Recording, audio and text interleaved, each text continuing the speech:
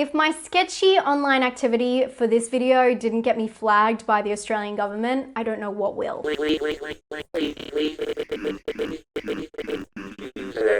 This video is actually dedicated to my new friend Lawrence R. Harvey, the star of Human Centipede 2 and who is also featured in Human Centipede 3. Lawrence spoke to me a while ago and we really broke down the Human Centipede films, but he also talked really fondly about the Guinea Pig series. At the time, I knew about the series. Obviously, I knew about the Charlie Sheen stuff and we'll get into it, but I'd never watched any of the films and I really hadn't looked that deep into them. So when I was doing my last video, I'm not sure if you caught it, it was on Underground Disturbing Movies.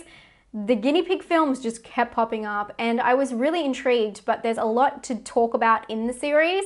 So I thought, let's do an experiment of our own and let's check out these films and see what the big deal is. So here goes, you've been warned. The Guinea Pig film series is made up of 6 Japanese horror films. The first film, Guinea Pig Devil's Experiment, was produced in 1985. The plot follows a group of men who kidnap and torture a young woman as a personal experiment about the human pain threshold. The purpose of this film was to pose as a snuff tape, and it wasn't until manga artist Hideshi Hino stepped in for the series that it got its signature look. Hino is a Japanese manga artist who specializes in horror. His works inspired 2 of the most famous films in the series. He wrote and directed the second guinea pig film, Flower of the Flesh and Blood, which he also starred in, and he wrote and directed the last film, Mermaid in a Manhole. But the series only gained notoriety when a Japanese serial killer was captured. In 1989, Tsutomu Miyazaki was arrested, and when searching his home, 5,763 videotapes were seized. The Guinea Pig series was found among these tapes. It was also rumored that the killer reenacted a scene from the second film as part of his crimes. This rumor was later confirmed to be false, but because of the controversy, the series went out of production in Japan. And then the film would gain controversy in America in 1991 when American actor Charlie Sheen was given Flowers of Flesh and Blood, and after he watched it, he was convinced it was an actual snuff film. He then contacted the FBI, who apparently had already been in talks with Japanese police who were investigating the films. The Japanese police took the filmmakers to court where they had to prove that the movies were fake. So there's 6 films in total and let's quickly break them down. The first film is Guinea Pig Devil's Experiment. I've already spoken about this film. It's the first of the series and it's about a group of men who kidnap and torture a young woman to test the human pain threshold. Guinea Pig 2, Flower of Flesh and Blood, is based on Hino's work and it's about a man who kills women and uses their body parts as the seed of his beautiful flower arrangements. Guinea Pig number 3, Shudder, The Man Who Never Dies, shows a graphic scene of a man cutting himself apart and playing with his own body parts. Guinea Pig 4, Devil Woman Doctor, is a story about a female doctor who treats her patients, often mutilating or killing them in the process. This one is supposed to take a strange turn from the usual tone of the series, and it's said to be more of a dark comedy. Guinea Pig 5 is Android of Notre Dame. It's about a scientist who tries to cure his sister's grave illness by experimenting on willing strangers. And the last in the series is Guinea Pig 6, Mermaid in a Manhole. Again, based on Hino's manga, it's about an artist who finds an injured mermaid in the sewers and takes her back home to paint her. I'm making it sound very romantic. Spoiler alert, it's meant to be about him painting her with her own blood and pus. Is this video demonetized yet? I also want to clear up very quickly that there is a 7th film, but it's called Guinea Pig Slaughter Special, and it's just kind of a clip show of all the most gruesome parts throughout all of the films. And now is where I let you know what the most disturbing film out of the series is, in my opinion. But there's an issue. I've never seen any of these films until this moment, and you guys say it the best. You say I watch them so you don't have to. And I'm gonna do this, guys. I'm gonna watch all 6 of these films. You're welcome. But I'm taking you guys with me and I'm gonna give you a vlog reaction to each of these films and then also a ranking of the most disturbing at the end. So you're coming with me, guys. You can't get out that easy. But mostly it's because I'm scared. Let's go.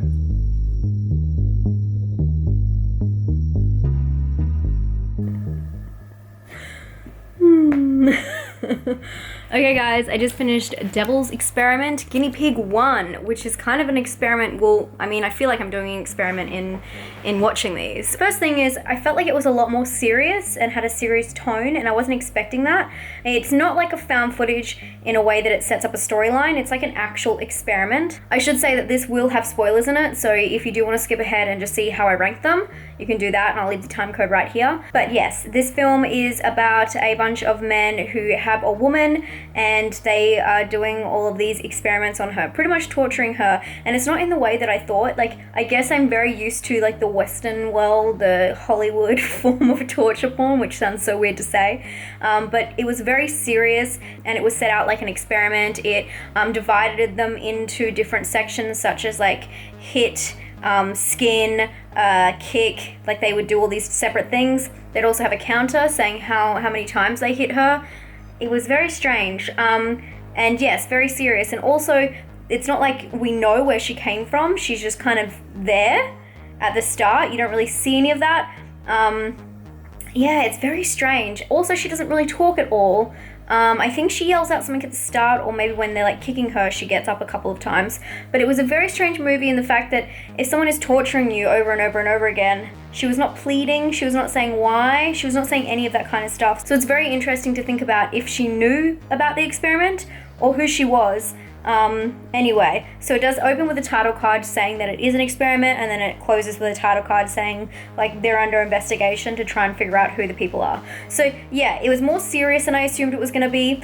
It was quite brutal because you're just watching someone get tortured, and it does look really realistic. So I don't know why people don't think it looks realistic, but if you look at the poster, it is completely different vibe to this poster. Like, it's very serious, cold toned, and has like ominous music through it. Yeah. What did I just watch? I don't know. It was only 40 minutes long. I'm not going to rate them yet because I want to be able to put them side by side, because at the moment, I don't know if I'd rate that as a standalone film, what I would rate it. I thought it was quite realistic and very disturbing, but at the same time, you get so used to what's happening that by the end, you're not really sure in what kind of level you were disturbed. Does that make any sense? Probably not. Anyway, let's get on to the second one. Okay guys, I just finished the second one, which is so weird because I've read some different sources now. I was looking up on the Charlie Sheen sitch, because Flower of Flesh and Blood, which is the one I just watched, was meant to be the one that he thought was real, but I felt like this one was really unrealistic. It was all about the gore, and it's just about a man who gets a woman. They actually show him like kind of getting her and like tracking her down, and he gives her these drugs so she can't feel anything, and then he starts taking apart her body and then like makes out with her decapitated head. That's pretty much the gist of it. Nothing really else happens, but it seems like very over the top gore. Yeah, and it just seems silly.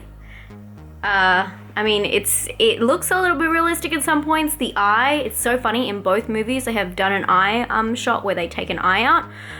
But I'd say the first one is definitely more sinister in comparison. But let's go deeper into the rabbit hole. This next one should be interesting because I think they're going to switch up the story finally. So yay. I don't know, what am I doing?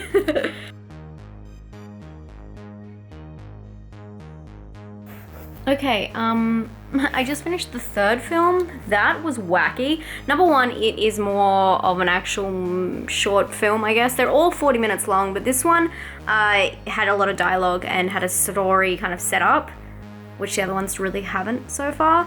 This one was very like goofy and silly and meant to be funny. It is about a man who I guess is like not having a great time at work and not feeling very appreciated by his business or colleagues. And he goes home and he kind of goes crazy, and then he starts cutting himself apart and realizes he can't kill himself.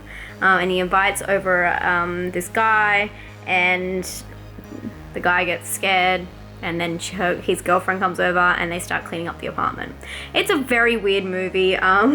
But I did like the whole fact of him like cutting himself apart. It was super silly, but also really gory at the same time. A lot of dialogue, and a lot of him, just speaking out loud and sometimes even addressing the camera. So it was a very different film than the other ones have been. There was also an opening by an American like professor kind of guy in a suit. I don't feel like the translation was very well.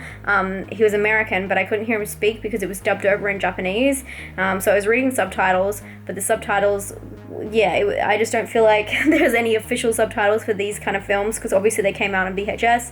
I know there were DVD releases of them, but I don't feel like what I'm watching right now is the official subtitles, if you know what I mean. So it was kind of hard to understand. It was more them saying that this is a story of caution, kind of. It was a very weird film, and just feels completely different to the other two. I'm really interested to see the next one, because this one was meant to be where they changed tone completely to comedy, but I feel like that one was very comedic and was just silly at the end intentionally. So we will see.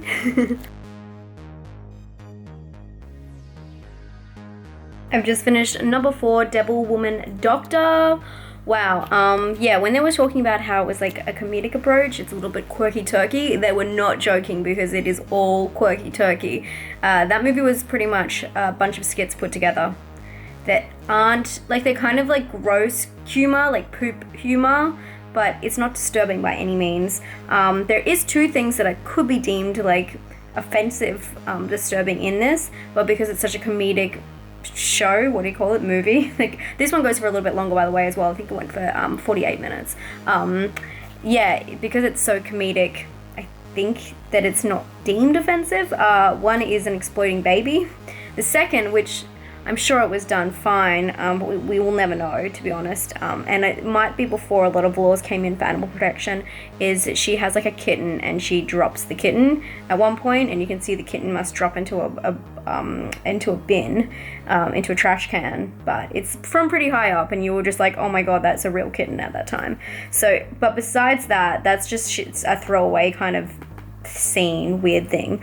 This whole movie is hosted by a famous Japanese drag star called Peter, who does a lot of TV appearances and stuff like that. So it's meant to be like in her kind of taste humor, and it would be like any like American, all the famous drag queens now, it'd be like them doing like a comedy special. That's what this is like. It's like a skit show.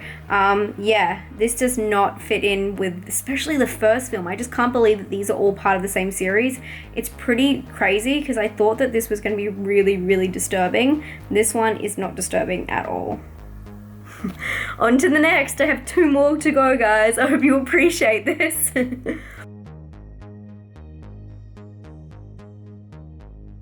Okay, guys, I just finished number 5, which is Android of Notre Dame. Wow. This one is more, not lighthearted, but it's more, you could really see the adaptation from a short story. It went for 52 minutes, this one, and it is about a guy who is doing these experiments, like these experiments with computers on people, to, I don't know, bring them back to life, reanimate them, and then he's trying to save his sister in the process. And the kicker, which again, spoiler alert, is the very end, where I don't really recommend this one, to be honest, so spoiler alert, he finally brings his sister back after she just dies, and then the sister's like, why did you bring me back? I was finally at peace. So it wasn't very gory. It did have a lot of like blood kind of shots, but they were very obvious, and it was very overacted. It also had some like quirky-ish kind of music in the background, so the tone wasn't very serious. But yeah, it was just more of a kind of like short story type thing. I don't know, I feel like as we go on, they're getting worse and worse. Number 1 was so disturbing, and I just can't believe where we've ended up. But I'm very excited for the next one, because the next one, I'm super excited, because I like the idea of this mermaid. We'll see. I hope it's not as cheesy as the other ones. Anyway, fast forward to me checking in with the last guinea pig film. Did it! it! I finished them all in one sitting. I cannot believe it. This is not like next day situation. This is all me sitting down and watching all 6 in a row. I can't believe I finished it. Number 6 was so interesting because it's a lot like, if you've seen, there's a short film called Mermaid, I believe, about someone who ties up a mermaid and like brings it home, and then it turns out to be just a girl. This one was incredibly gory, but it was just like pus and guts and bugs and maggots and all that kind of stuff.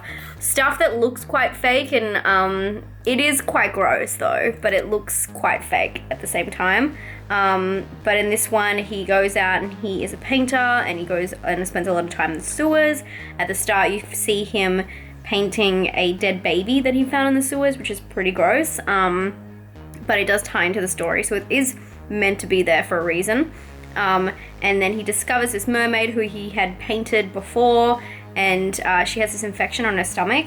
So he takes her home to the bathtub and tries to start painting her, but she's like, this infection is just spreading all over her body, and it's just like pussy, gory, disgusting.